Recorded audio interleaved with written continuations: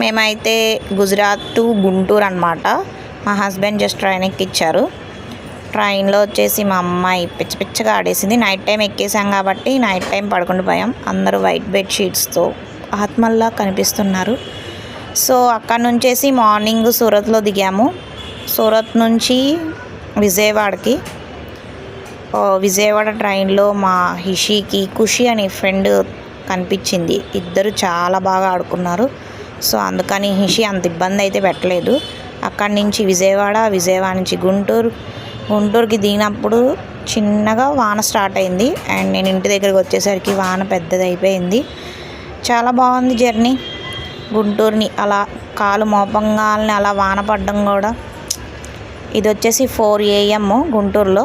అప్పుడే మార్కెట్ ఎలా తెలిసారో మా అన్నయ్య వాళ్ళ అమ్మాయితో పిచ్చగా అడుగుంది. And thank you guys. Subscribe my channel. Thank you. Bye-bye.